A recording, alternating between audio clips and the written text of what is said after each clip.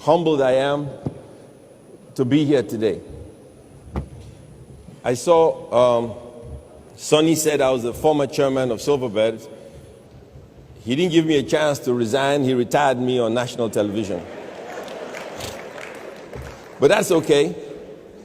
All my life, I've always been attracted to public service for the right reasons. But first of all, let me thank all of the recipients here today, politicians, businessmen, those of you who have accomplished great things for this great nation. When I decided to run for public, I decided to run for the right reasons. I was concerned about the poverty in the land and the inability of governments, federal, state, local governments to function at the level we ought to. In seeking public office, I looked at the national budget, state budgets, and local government budgets. I tried to understand why Nigeria was not as developed as it ought to be. And what I saw was shocking and very alarming. Those of us in the private sector understand how we ought to run a company and things we should do and shouldn't do. At the federal budget, a couple of things shook me up. For instance, 1% of the national budget is spent on pilgrimages for the Muslims and the Christians. 3% of the national budget is spent on the National Assembly for 469 people. 30% of the national budget is spent on 1.2 million civil servants. 88% of the national budget is spent on current expenditure, and only 12% is spent on capital expenditure. State governments have no money. Outside, I was talking to the Ekiti state governor, and he cannot pay salaries. Forget about capital development and debts that he inherited. Most states in the country today, if they were companies, would file for bankruptcy. And no company would loan them any money, the federal government inclusive. To say we are broke is an understatement. A few things must happen. We must grow the economy, and we must shrink the way we spend money. The problem in Nigeria is not about the North versus the South. It's not about Christianity versus Islam. It's not about APC versus PDP. The problem in Nigeria is right versus wrong. Today,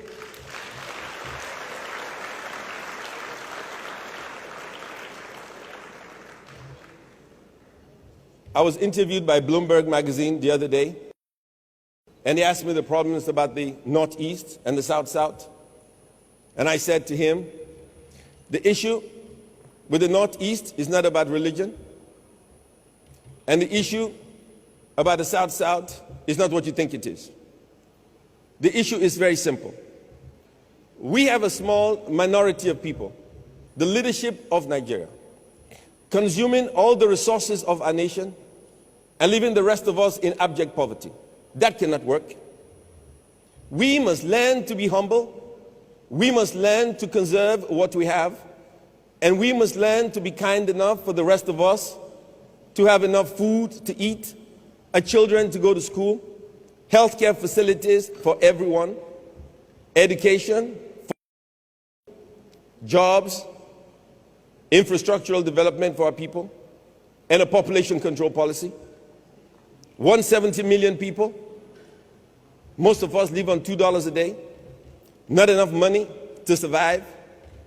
And yet, we get angry when we get robbed. We don't understand why a young kid has access to an AK-47, a grenade, a bomb, making it possible for them to get guns and kill us because we do not look after them. We pay no attention to the least of us. And our response is to live in big buildings with high wired fences, buy bulletproof cars, have more bodyguards, proportional amount of policemen protecting us and not the poor. That cannot work. We must come together and understand that we must all grow and develop together as a people. Anyone you leave behind, you create a problem for the rest of us. It is not enough for you to send your children to schools in Switzerland, buy your houses in Dubai, live a life of extreme wealth, and don't expect those you leave behind to want to take you out. The young people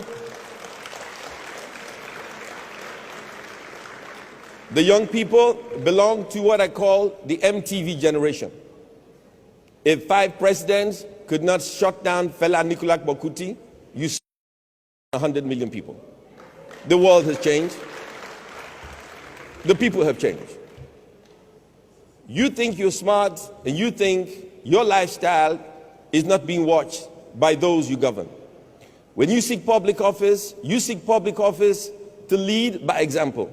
You do not seek public office to be the lords over the people who vote you into office. When I ran for office, I met my constituency. I used to joke in those days that the people who were poor lived under the bridge. When I ran for office in Bielsa, there were no bridges. I found out they lived under the tree. It was that bad. My village where I come from, they've never seen a car. They have no petrol station, have no water. They have erosion. Where my grandmother was born is 1 kilometer in the Atlantic Ocean. Poverty everywhere. Poverty breeds anger and hunger. Hunger and anger breeds violence. And in the end, we cannot control it. We must be conscious of the people we lead. It is not enough to make great speeches. I see politicians on TV. Special occasions, they say, let us pray. Maybe some of them are not familiar with the concept of prayer. You pray for the food you're about to receive, not the food you ate all by yourself. We need change.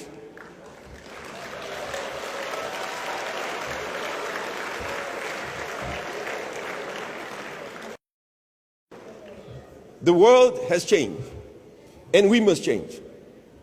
It's not just talking about change, we must have the real deal. Change is real, change is here, and change is now. And for us to change, we must understand what drives our people. There is too much hunger in the land. So I'm going to make a deal as your senator. I ran for office to be the senator of all people, not just Bielsa East, because we have a crisis on our hands. Let's make a deal. Let's say, for instance, to reduce expenditure, only the president and the vice president fly first class. As an example.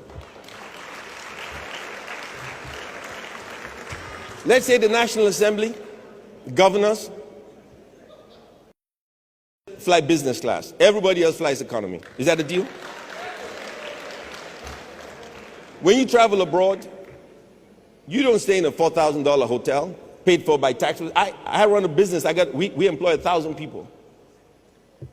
I've never stayed in a hotel more than $300 in my life. Not because I can't afford to. But when I think at the end of the month I must make payroll, I must pay taxes. How can I justify staying in a $4,000 hotel?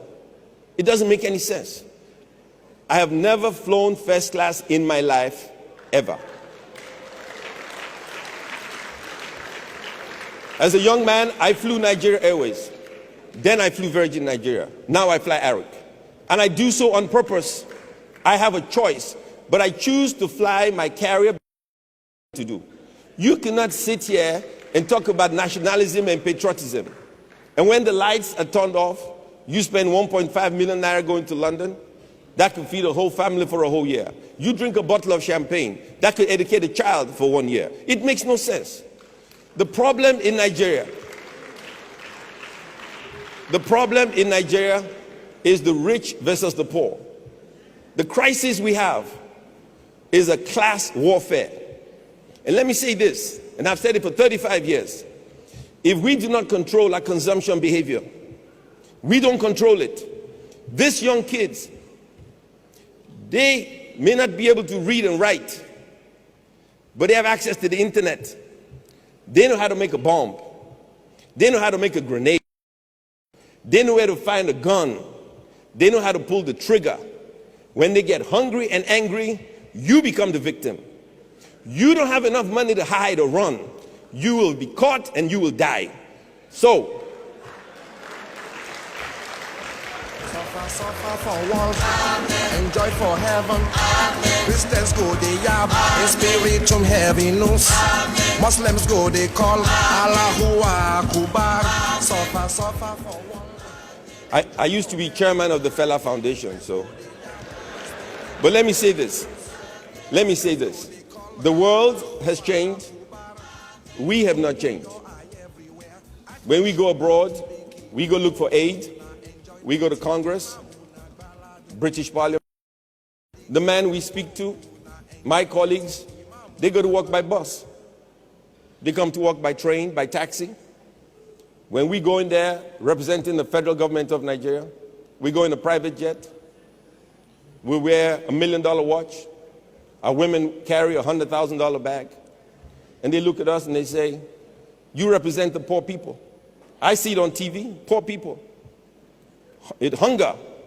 But you come here representing us with a $1 million watch. How do you think we look? We look like we have no conscience. We have no conscience. What is the qualification to seek public office? School certificate. What university teaches us about compassion? We must care about the least of us. If we don't, we pay the ultimate price and destruction.